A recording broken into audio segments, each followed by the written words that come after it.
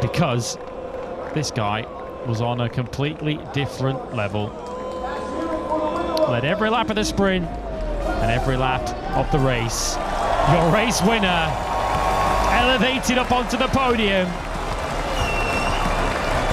your world champion, Peco Bagnaiya. He smoked them this afternoon, didn't he? On board the motorcycle that is the reference in MotoGP. A spectacular arrival onto the podium for a spectacular MotoGP world champion.